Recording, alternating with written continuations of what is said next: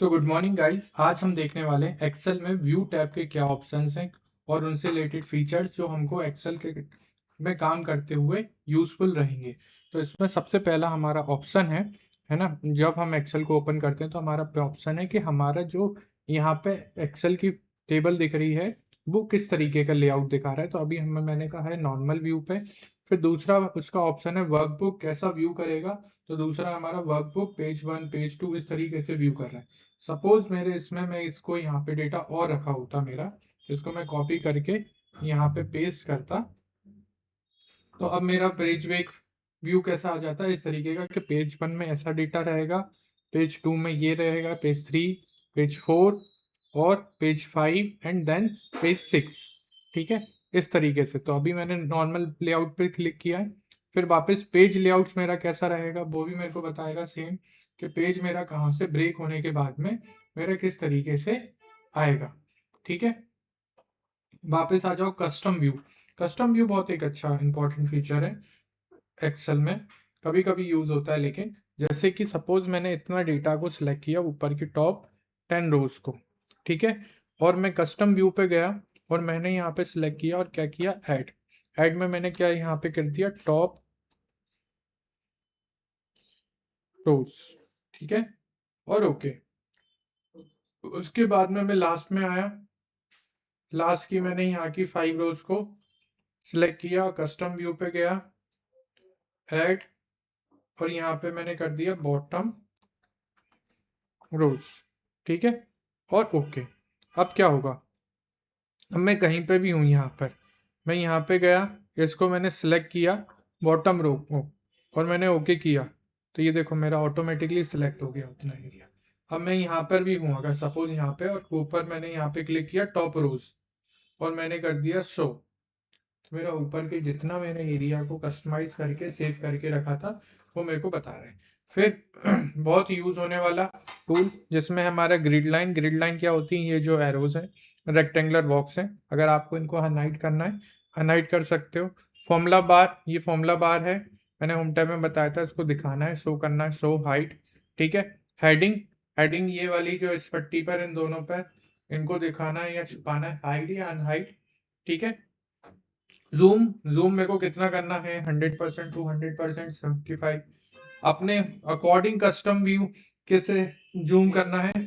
ठीक है, वो भी कर सकते हैं, यहां से भी जूम इन जूम आउट कर सकते हो।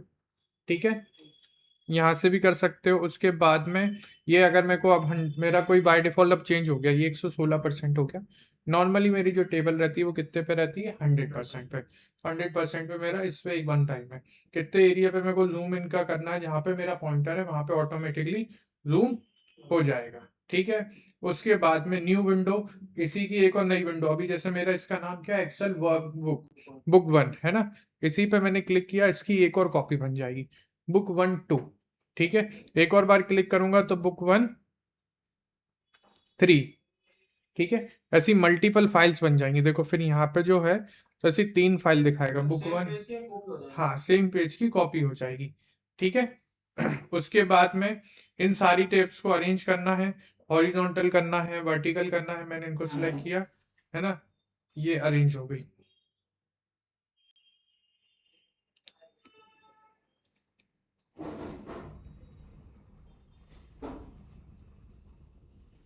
ये यहाँ पर इनकी विंडोज एक के बाद एक आने लग जाती हैं। ठीक है, उसके बाद में फ्रीज, ये बहुत बढ़िया फीचर है ना। ये क्या करता है, सपोज जब मैं ये नीचे जा रहा हूँ तब मेरे को ये नहीं समझ में आता है कि मेरा ये जो डेटा है वो ऊपर ये कौन सी वाली लाइन है, ये सैलरी है कि ये क्या है, अब ये 25 है, ये 26 है, ये किस तरीके का है। तो मैं क्या करता हूँ, जब बड़े डेटा में मैं इसको ऐसे सिलेक्ट करूंगा और मैं यहाँ पे जाऊंगा और क्या कर दूंगा, फ्रीज पेन्स है ना। सॉरी, अब मेरा अभी तो वहां से हो गया। उसके बाद में अगर मैंने इसी को किया, मेरे को फर्स्ट लाइन को फ्रीज करना है, तो मैं कैसे कर दूंगा इसको, फ्री, पहले तो अनफ्रीज करूंगा और उसके बाद में टॉप फ्रीज टॉप रो।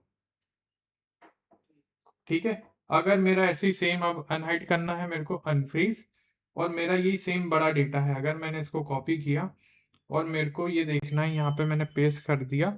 ठीक है, अब मेरे को देखना है किसका स्कोर कितना है, अब मेरे को ऐसे कॉलम को फ्रीज करना है, तो मैं क्या करूंगा, फ्रीज और फर्स्ट कॉलम फ्रीज। तो मैं इसको अच्छे से कंपेयर कर पा रहा हूँ, ठीक है। उसके बाद में अनफ्रीज कर दिया।